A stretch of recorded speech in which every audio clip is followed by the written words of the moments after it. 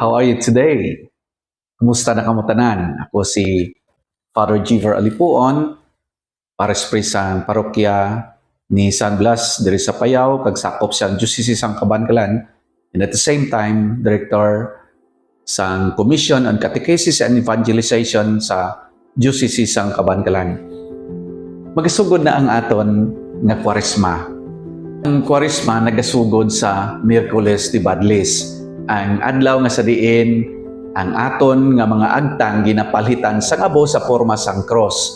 Kag ang abo nga ginapalhit sa aton nga agtang naghalin ini sa mga ramos, naging sunog ang mga ramos nga gingamit sang nagligad na Semana Santa. Kag ang pagsunog sang ramos ginahiwat Martes antes ang Miyerkules de Badles.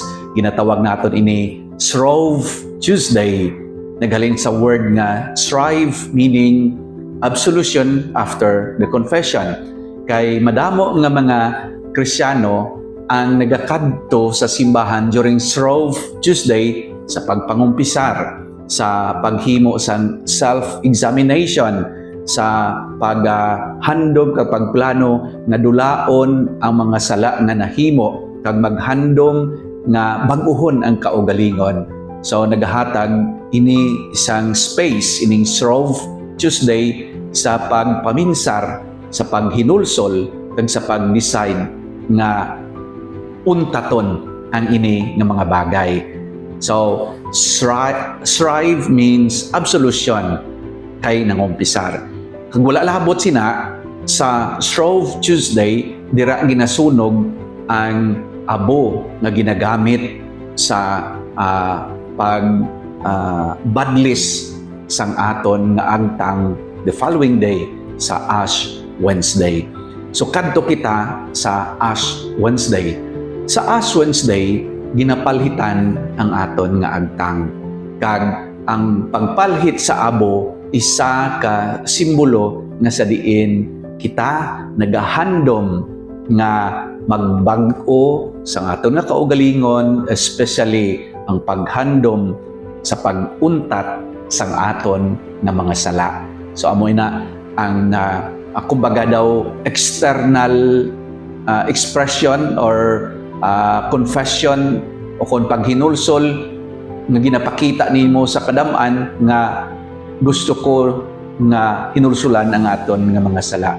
During the ancient time, mas sobra pagid ang ginahimo nila during the paghinulsol sang ilang nga mga sala.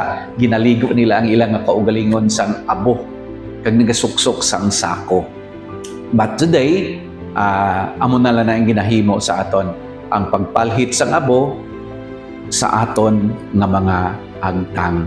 Kag ining Kwaresma during the Ash Wednesday ginasugdan na naton. So ang Kwaresma nagadugay sang 40 ka adlaw. Antes matapos ini antes ang Easter Sunday. So 40 ka adlaw nga pagpanglakato naton. Kag sining 40 ka adlaw will let God shape our soul. Will let God shape us so that we may become worthy to celebrate the Easter, the resurrection of the Lord. So, ining 40 kaadlaw nga aton pagpanglakaton is actually a moment of grace wherein kita tanan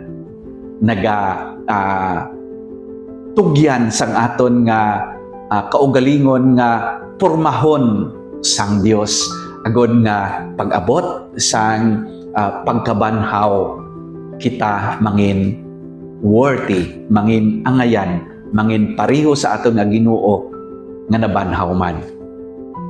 Sa sining Kwaresma, sa sining 40 ka adlaw, may 3 ka haligi nga amo ang magaguide kag mangin pundasyon sa aton nga pagpanglakaton. Una, pagpangamuyo. Sa sining 40 ka adlaw, we are encouraged to pray. Kag ang pagpangamuyo nga ini kinahanglan nga hindi lamang puro pangayo, kundi maga-communicate kita sa mahal nga Dios. I-open naton ang aton nga linya sa iya. Ang line of communication aton nga i-open. Agod nga ang Dios maga-communicate sa aton properly.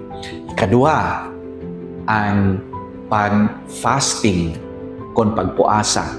Sa aton nga pagpuasa, literal nga ginabatyag naton ang kagutom. Agod nga sa sina, aton nga mabatyagan ang hunger sang Espiritu sang Ginoo. Ang hunger for God, hunger sa presensya sang Dios. Kag of course, disiplina naton ang aton nga kaugalingon from the detachment of material things. Ikatatlo, amo ang almsgiving o kon ang pagpanglimos, ang aton nga pagpangamuyo, ang aton communication with God, the message of God through prayers, kag ang aton nga pagdisiplina sa aton nga kaugalingon, ang aton pagkagahutom sa mahal nga Dios, sa presensya sa Dios. Initanan aton nga ginapakita paagi sa aton paghigugma sa mga uton naton nga nagakinahanglan, paagi sa aton almsgiving, paagi sa aton paghigugma sa mga pigado. So, prayer, fasting, and almsgiving. Amo ini ang mga pundasyon sa aton pagpangabuhi sa sining 40 kaadlaw sa sining Lenten season. Kabay pa nga ang imo nga pagpanglakaton sa sining Kwaresma mangin mabinungahon, mangin colorful, kag puno sang paglaom.